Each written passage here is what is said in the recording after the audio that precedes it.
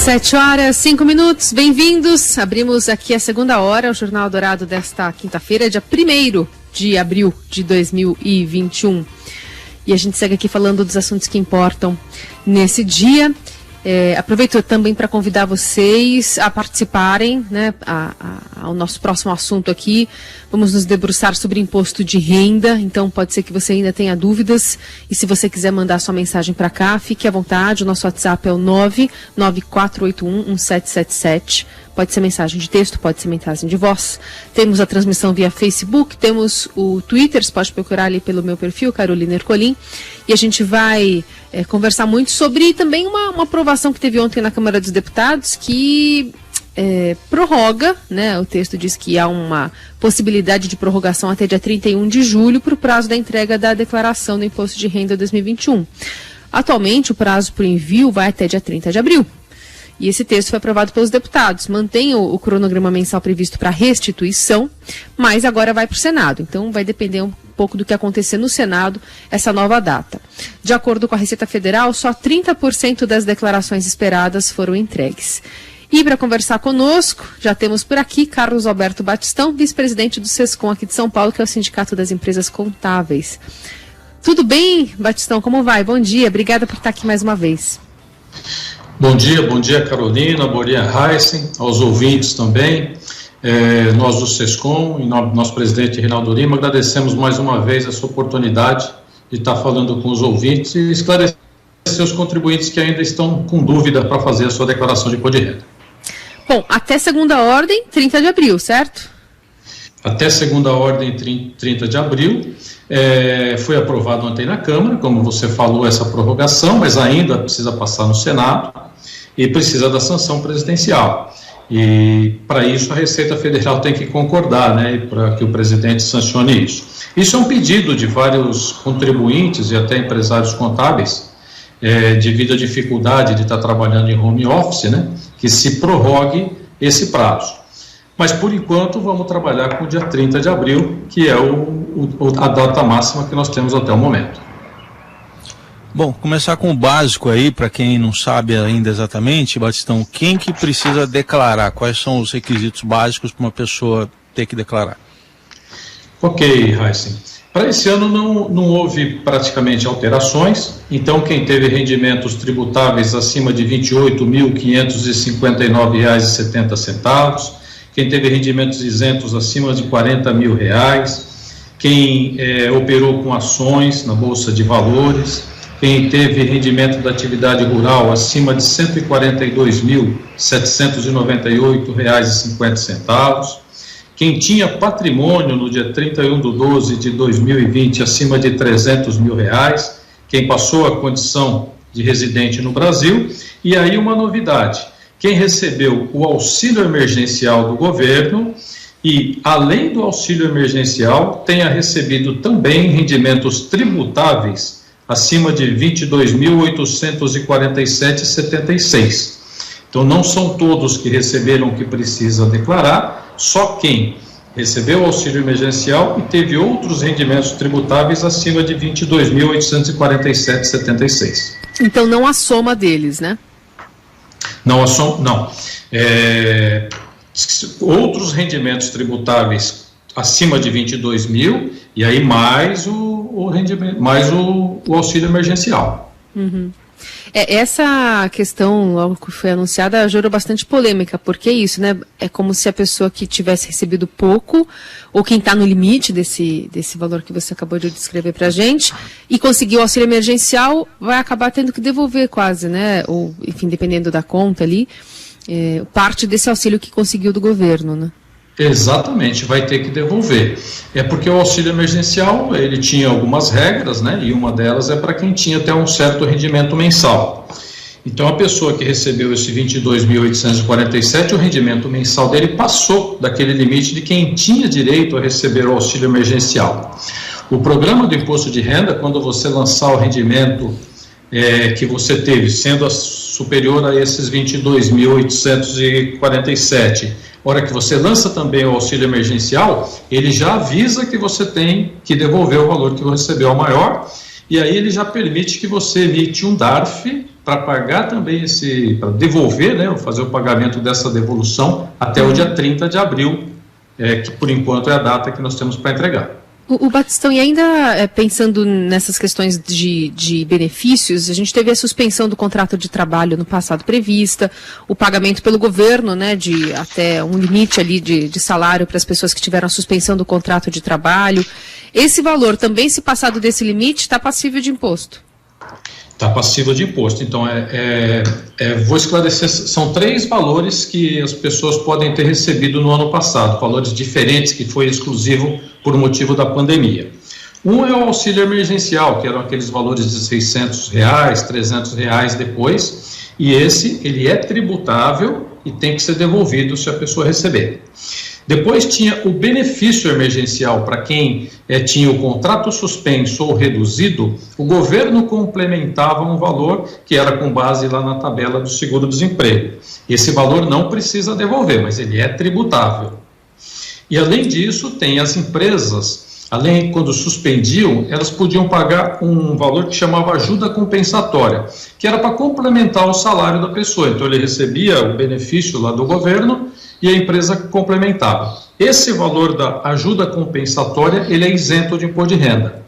Nos informes que as empresas entregam aos empregados, isso já virá lá na parte de rendimento isento de imposto de renda. Então tem que tomar cuidado com esses 3 valores. Auxílio emergencial é tributável, se recebeu mais do que os 22 mil tem que devolver.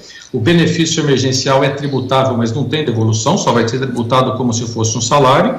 E a ajuda compensatória é um valor isento que a empresa pagou como indenização. Ô, Batistão, uma novidade que foi anunciada para esse ano é aquela que seria uma declaração pré-preenchida que entraria em vigor no dia 25 de março. Eu queria saber se realmente entrou em vigor e como é que funciona essa declaração pré-preenchida. Olha, nós não estamos conseguindo utilizar essa declaração pré-preenchida. Bom, ela funciona assim, você com o cadastro, né, no site do Gov.br, com a sua senha, o seu código de acesso, você baixa as informações. De onde vêm essas informações? De obrigações acessórias que o governo recebe. Então, por exemplo, as empresas entregam o DIRF, o governo já tem lá quanto você recebeu de salário da empresa onde você trabalhou. As imobiliárias entregam a DIMOB, então o governo já tem lá os aluguéis que você recebeu ou que você pagou. As empresas, os hospitais e as clínicas entregam um que chama DMED, então o governo já sabe os gastos que você teve com o plano de saúde, por exemplo. Então isso viria tudo pré-preenchido para a declaração de imposto de renda. Mas ainda não está funcionando. Pelo menos nos últimos testes que nós fizemos, outros empresários contábeis que a gente conversa, ainda não tá funcionando essa declaração pré-preenchida. Quando a gente entra, ainda não estão vindo esses valores pré-preenchidos na declaração. Bom, vamos a algumas dúvidas. Por exemplo, para quem se separou, talvez durante a pandemia, ou que tem novidades ali para se debruçar agora no Imposto de Renda 2021. No caso de pais separados, quem que declara? A guarda é da mãe e mora com ela e o pai paga a pensão. A criança é dependente de quem nesse sentido? Bom, no caso de pais separados, a dependência tem que ver o que ficou definido na separação, né, na sentença.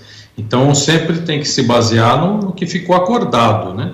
Ficou acordado que é o pai, então o pai é que declara dependente e também ele declara as despesas que ficou em cargo dele. Se ficou com a mãe declara esse dependente e também as despesas que ficou em cargo dele. Então tem que olhar o que ficou combinado, acordado na separação. Tá, e aí a pensão alimentícia também entra num outro campo. Exatamente. Então nessa separação também, quando determina a pensão alimentícia, o mais normal é o marido que pague para a esposa, mas não é obrigatório isso, pode ser o contrário também.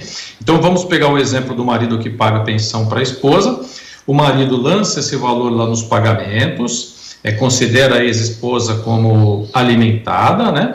E esse valor é dedutível para ele do imposto de renda. Ele põe lá o rendimento dele e abate a pensão alimentícia. A ex-esposa faz a sua declaração e aí no campo de recebimentos de pessoas físicas, ela vai lançar esse valor da pensão alimentícia que ela recebeu e para ela esse valor é tributável de imposto de renda. Inclusive, se nos meses, durante o ano, ela recebeu valor acima do limite da tabela do imposto de renda, o imposto de renda não é pago só agora na hora da declaração, tem que ser pago no mês seguinte ao recebimento. Então, para quem paga é dedutível e para quem recebe é tributável. O que pode ser feito é quando tem essa pensão e ele é para os filhos, por exemplo, tem 3 filhos, 2 filhos, é na hora de fazer essa separação determinar para quem são as pensões, os valores. E aí cada um deles pode fazer a sua declaração e paga menos imposto de renda do que se uma pessoa só, por exemplo, a ex-esposa, lançar todo o recebimento da pensão na declaração dela.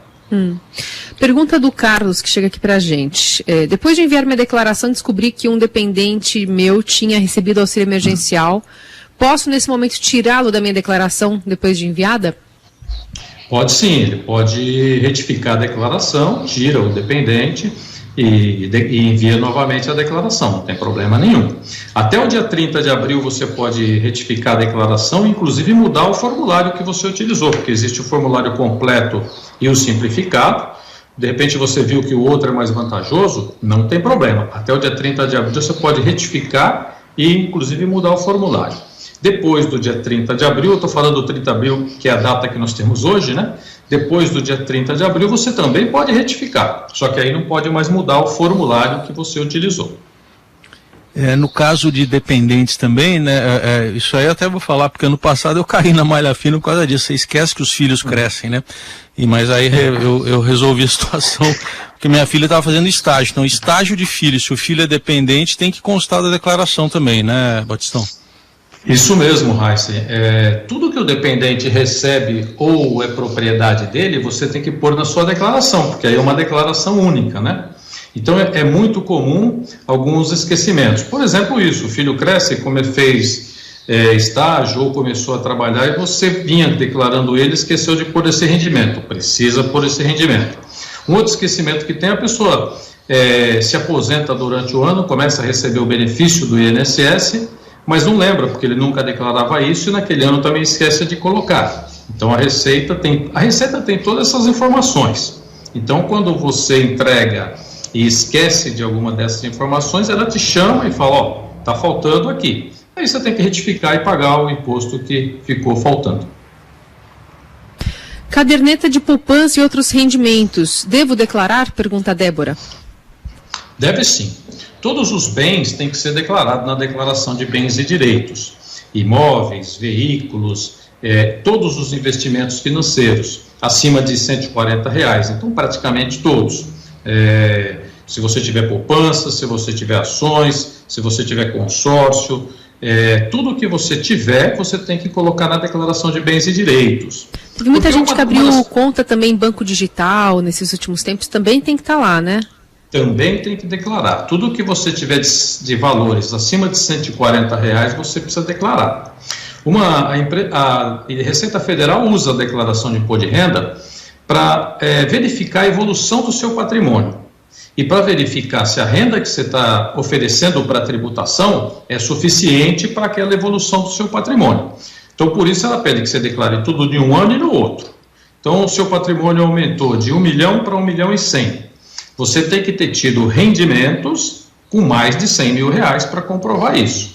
Se ela fizer essa conta e ver, poxa, o seu patrimônio aumentou de 1 milhão para 1 milhão e 100, mas você só ganhou 50 mil, de onde vieram esses outros 50 mil? Aí ela também pode te chamar para prestar contas, para falar, me mostra essa renda que você teve e vamos tributar essa renda também. Por exemplo, a gente sabe que, você mesmo já falou isso para a gente uma vez, gasto com cartão de crédito, a gente sabe que não precisa declarar. Mas a Receita acompanha o que a pessoa gasta no cartão, é isso? É isso mesmo. As empresas administradoras de cartão de crédito informam à Receita Federal o seu gasto durante o ano. Então você não precisa declarar, mas a hora que você faz essa conta, que foi um exemplo simples que eu te dei, né, do patrimônio, você tem que tirar de lá também. A sua renda que sobrou tem que ser suficiente para você pagar o cartão de crédito, para você viver, para a sua vida que você teve, para alguma doação que você falou que fez para o seu filho, para alguém. Então a sua renda tem que ser suficiente para tudo que você gastou, doou, gastou de cartão de crédito. Se não for, você corre o risco da Receita Federal te intimar para prestar esclarecimento. A Edna pergunta aqui, quem já declarou uma vez deve declarar todos os anos, mesmo o valor sendo inferior ao valor que o governo estipula? A impressão que dá é que ela teve alguma perda de renda aqui. Não está obrigado, não. Tem que olhar essas regras que nós falamos no início, né? Quem está obrigado, se ganhou acima de 28 mil, se tem patrimônio acima de 300 mil. Se naquele ano ela não está enquadrada em nenhuma desses itens, não tem obrigação de entregar. Bom, tem um assunto que a gente sempre fala aqui, né, Carol, e acho que é bom o Batistão esclarecer. Não teve de novo, né, Batistão, correção da tabela do imposto de renda, ou seja, tem gente que pode estar recebendo restituição menor ou até pagando mais imposto esse ano. E mais gente declarando, né, possivelmente. Mais gente declarando, isso. Exatamente. Porque se a tabela de imposto de renda não teve atualização, ela não tem atualização desde 2015. A tabela de imposto de renda está defasada com relação à inflação em mais de 100%. Então, hoje, o limite deveria ser R$4.000, eu estou falando em números redondos, e o limite mensal é R$2.000. Então, se a pessoa passou a ganhar mais do que esses R$2.000 mensais, né, durante o ano, ela vai ficar obrigada a fazer a declaração de imposto de renda. Então, ela vai passar a ser obrigada, coisa que ela não era. E as pessoas que tiveram aumento salarial, 5% de aumento salarial, ele vai pagar 5% de imposto a mais do que o ano anterior, porque a tabela não vem sendo atualizada. No fundo, é uma forma de elevar a tributação, né? Aliás, chega uma pergunta agora justamente sobre isso.